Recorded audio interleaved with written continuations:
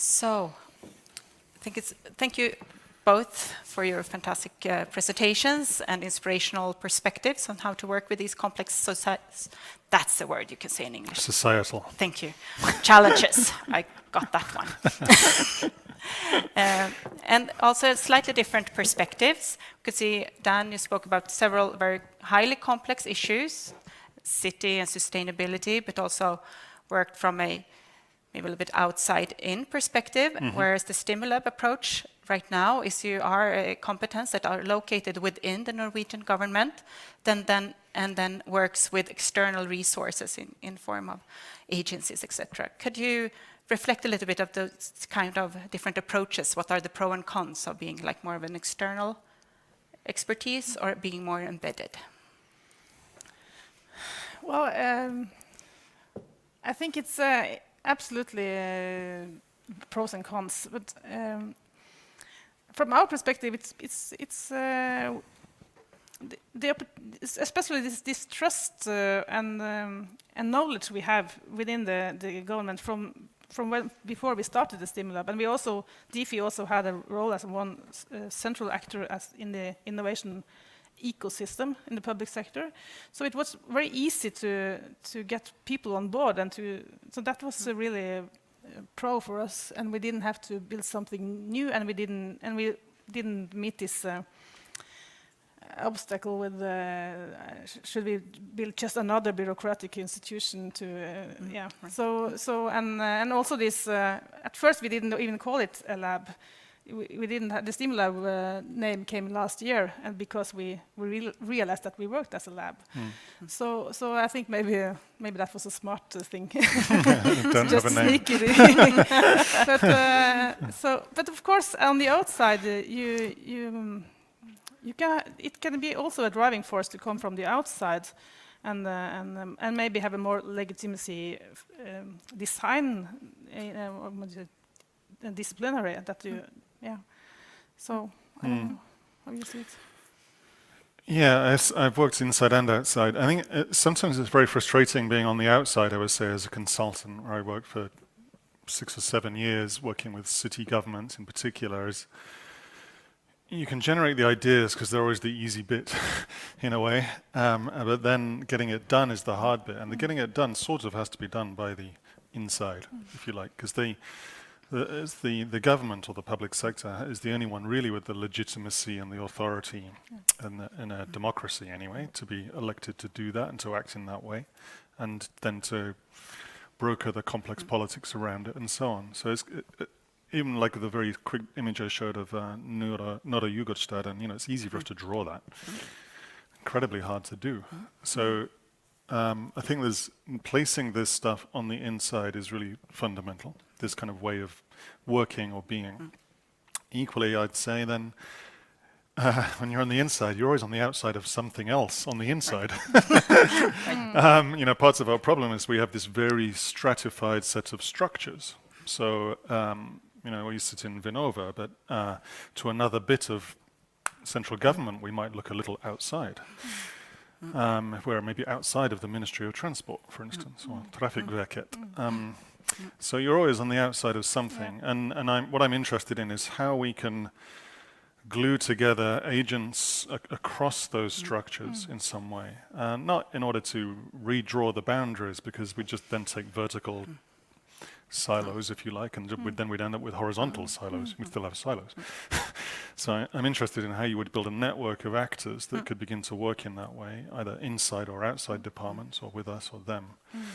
That's far more fluid and capable of working in a certain way. But you do at some point, as we say, the buck stops somewhere. You have to have someone who is legitimacy and authority in a democratic system to take that action. And that can only really be the public sector or the government, it seems to me. Thank you.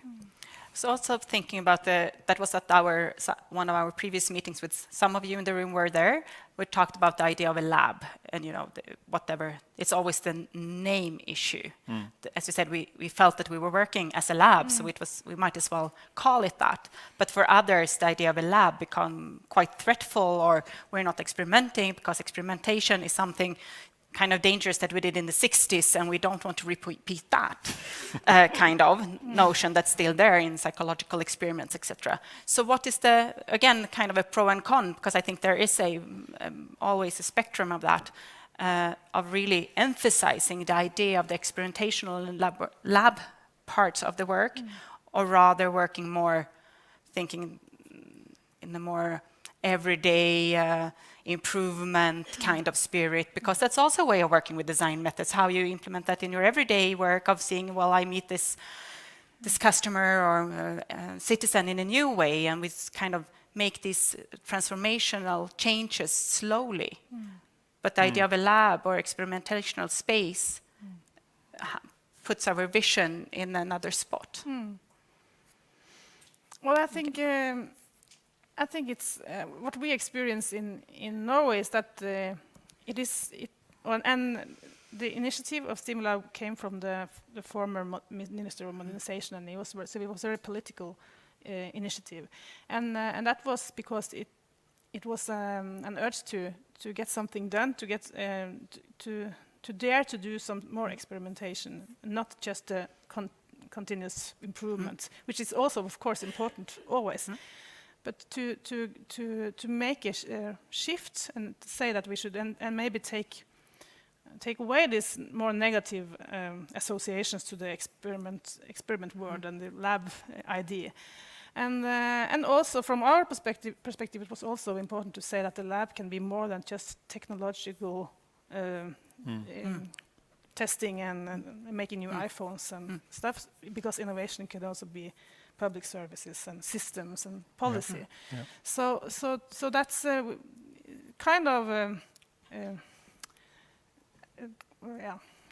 just wanted to experiment with that too.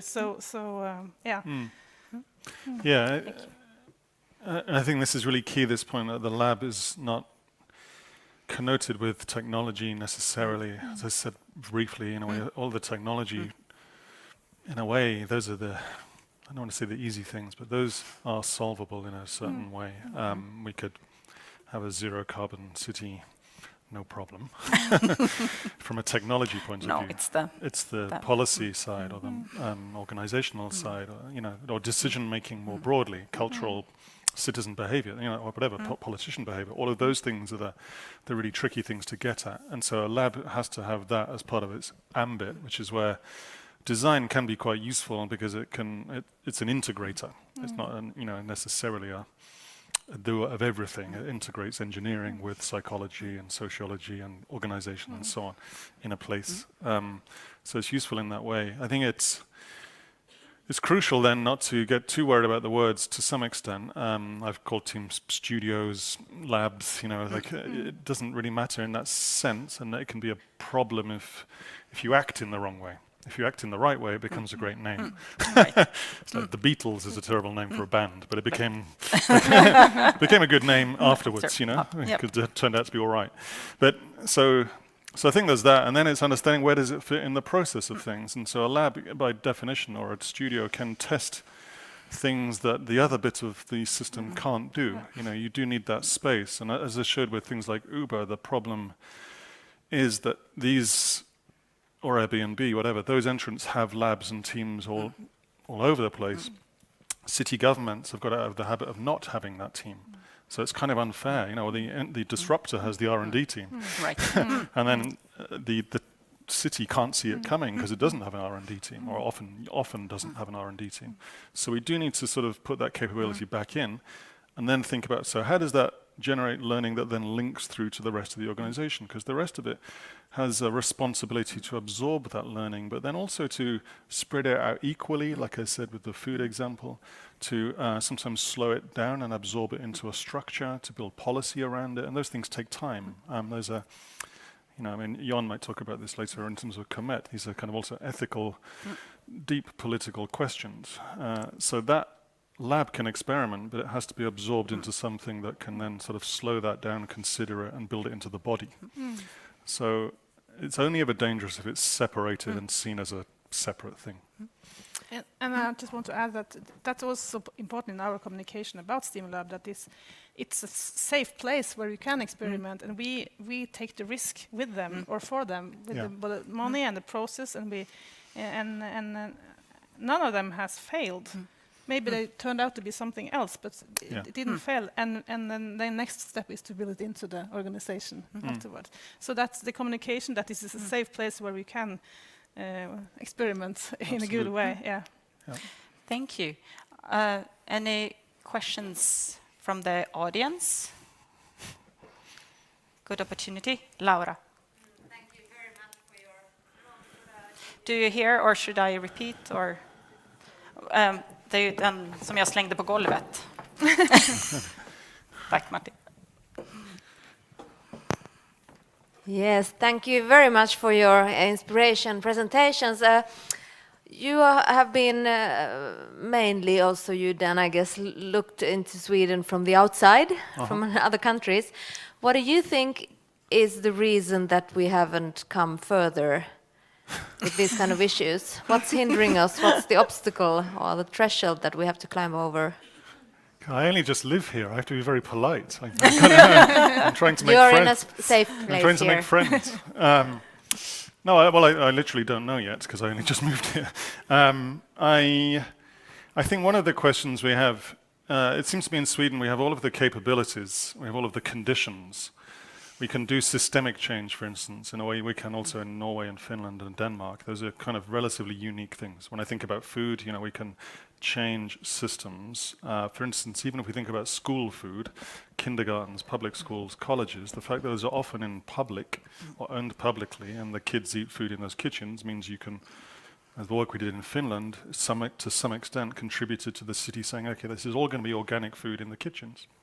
That's amazing. You can change a system like that in that way, and that comes from having a strong tradition of consensus, collective agreement, public sector being an important actor, a very trust-based relationship between citizen and state that the Nordic model was founded on. All of those things are amazing capabilities in the 21st century as we have to shift systems. You can't do that in Britain, Australia, America, because it's too individualized and fragmented. There isn't any of those But things. still in those countries we have more policy labs than we have in Sweden. Yeah, but I think we could have more effect here.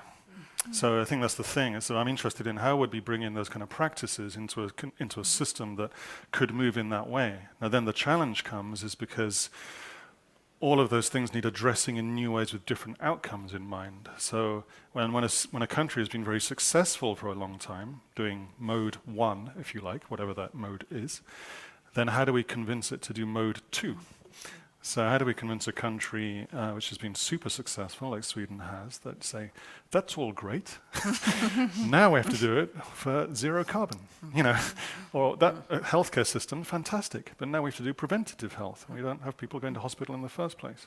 But if you build a system to be good at handling healthcare, how do you then do this one? So our challenge will be that one, I think, sort of understanding the relative strengths of the Nordic model, which are, I think, again, almost a fascinating set of ingredients that we could make a different soup out of. But then convincing us to also be very hard-nosed and thinking about, okay, well now we have this challenge, and we have to examine deeply what things were they working? They were working in 1990, but are they working now for what we need to produce now? And that's not easy. Sometimes when a country is on its knees, arguably like Britain is, you can actually innovate because you have, there's kind of nothing, it's this sort of chaos at the moment. So it's hugely fertile in that way, but you can't change a system in that way. And we don't want Sweden to have to move to chaos before we rebuild it, clearly. So.